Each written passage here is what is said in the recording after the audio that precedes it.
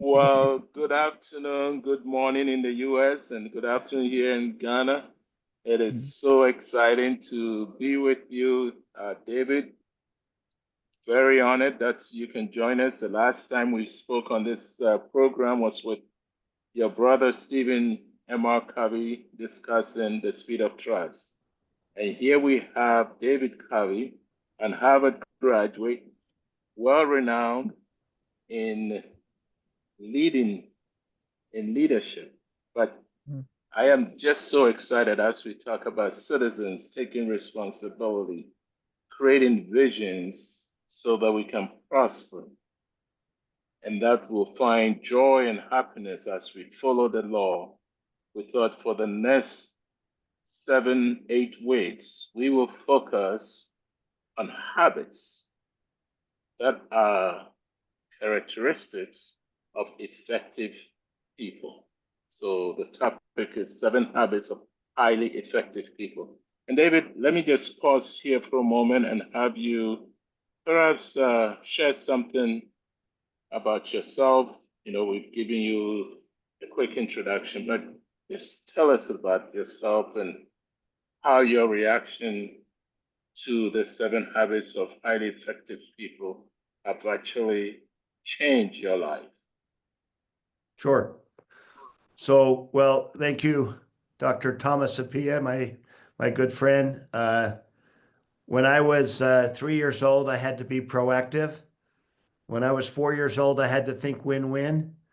When I was 5 years old, I had to listen empathically.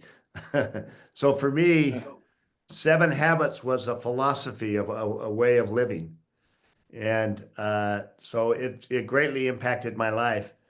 But it wasn't always easy, right? Taking responsibility is not always easy. Thinking win-win is not always easy. Seeking first to understand, then to be understood. Habit 5, that's not always easy. So I greatly appreciated learning the 7 habits, but oftentimes it's easy to do, easy to say, but hard to do, hard to live. But I've tried to live the 7 habits throughout my whole life. And I find that it's a really, really good framework for taking responsibility, having a vision for your life, prioritizing your most important things. Uh, it's great for social interaction, interdependence. We live in a highly interdependent world. We rely upon each other, right? We can't just do things by ourselves. We have to do things through other people. So, to do things through other people, we have to be effective. And you're not effective unless you can find ways to work out mutual benefit. This is the habit 4, win-win. And you're also can't understand another person unless you listen. As you know, in our society today, no one does a very good job in listening. We're always talking, and debating and arguing, and we don't try to understand other people's point of view. So listening is such an important skill. And then it's all about synergy. It's all about creating something that's bigger than just what we can do by ourselves. When we work collaboratively with other people, we can create synergistic solutions. And that's really what business is about. It's about what families are about. It's about what societies are about, right? Is to create something bigger, uh, a vision of something that's bigger than just ourselves. And then habit 7, as you know, is really the reminder to always renew ourselves physically, emotionally, mentally, and spiritually. So it's the idea that we need to renew our body, our mind, our heart, and our spirit.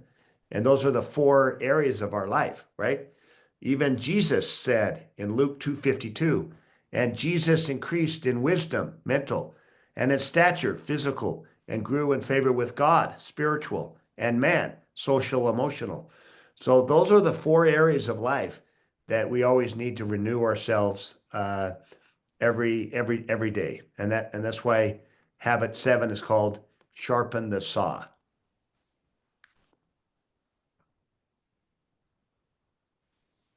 Wow. Doc. Nana. Thomas,